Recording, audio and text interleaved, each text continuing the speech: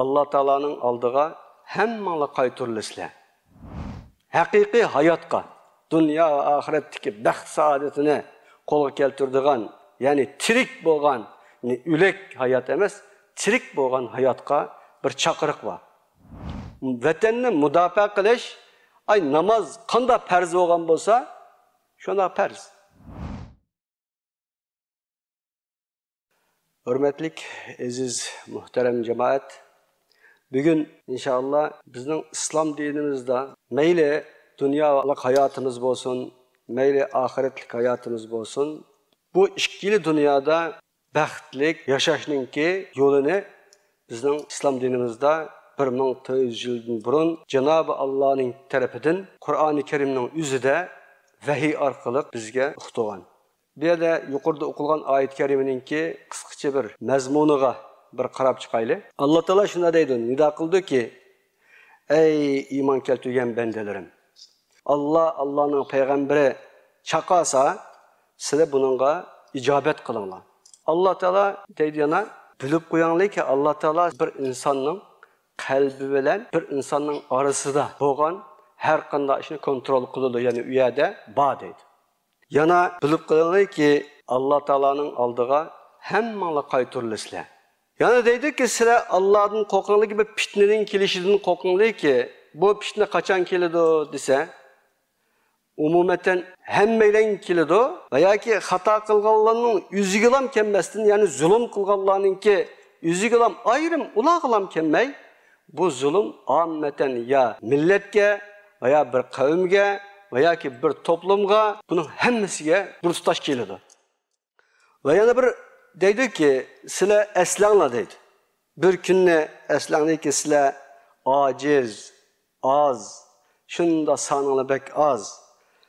Sizlar insonlar petiqlab, gavdalarini dessab, mijib, yenjib, tugitib etilgan, shu tugab ketadigan shunda o'rinda, shunda bir saviyada edinglar.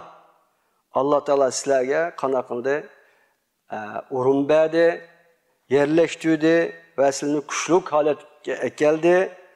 O'zininki xususiy yordami bilan qanaqa qildi, sizni kuchli bir holga keldi. Bunda qilindi, bu yana sizlarga eng yaxshi, pok bo'lgan, ya'ni rizqlardan qanaqa qildi, rizq berdi. Nima deb desa, sizlar shukr aytsin deb dedi. Allohning bergan bu ne'matiga shukr aytsin deb qanaqa qildi, bu ne'matlarni sizlarga berdi. Endi bu yuqoridagi oyat karimaninki qisqacha tarjimasi desak bo'ladi.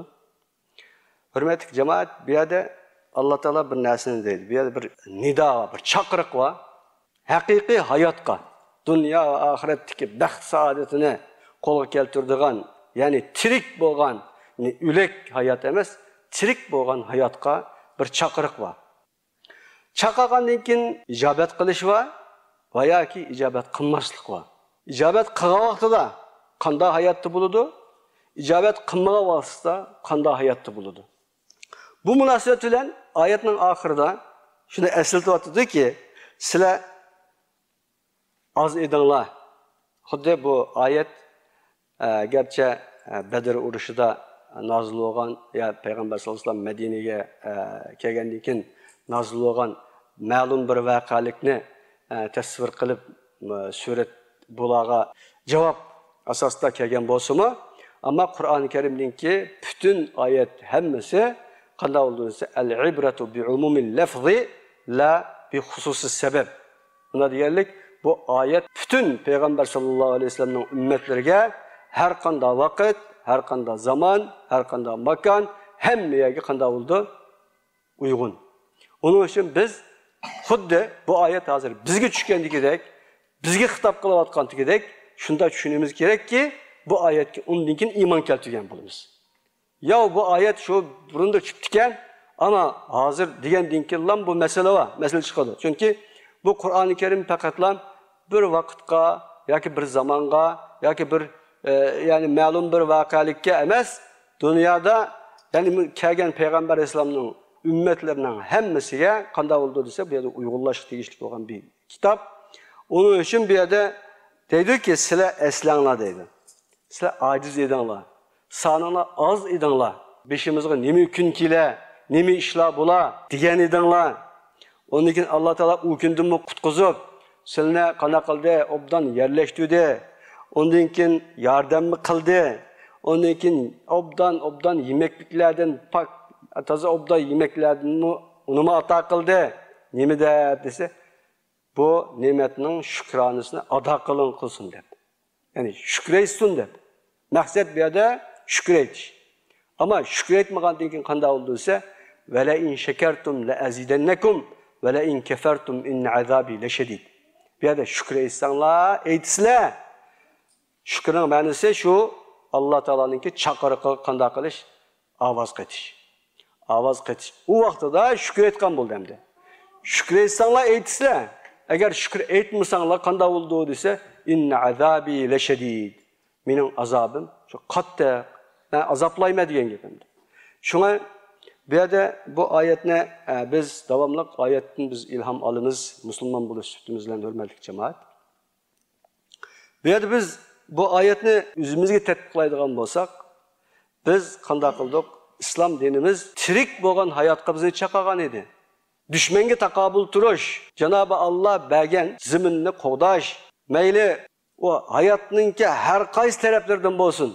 Müslümanlık, iman keltirish, onun namaz okuş ve roz tutuş, zakat veriş, dünya, yani dinimizin furuat meseleleri bir taraftan olsun, yanı bir taraftan siyasi kısmı.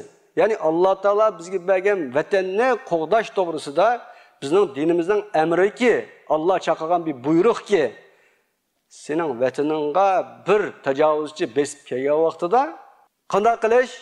Vatanni mudofaa qilish, ay namoz qanday farz bo'lgan bo'lsa, shunday farz. Ramazon qanday farz bo'lgan bo'lsa, o'xshash farz. Bu chaqiriq bor edi. Xo'sh, bu chaqiriq bor edi. Bu chaqiriqni qanday qilish kerak?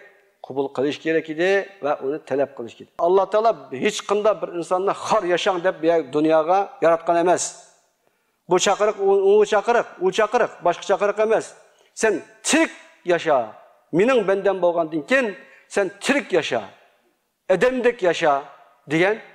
Mayli bu dunyoda olsun, mayli qiyomatda olsun, edemdek tirik yaşa degan bu chaqiriqni qanday qilgan? Chaqirgan bizni. Chaqirgandan keyin biz qabul qildikmi yoki qilmadikmi? Biz bu yerga kelishdi qanday keldik? Bu yerda nima qilmoqchi edik? Nima ish qilmoqchi edik? Undan keyin oxirida nima ish qildik? O'zimizdan hisob olishimiz kerakki, Helimi tahi fırsat var, helimi fırsat var.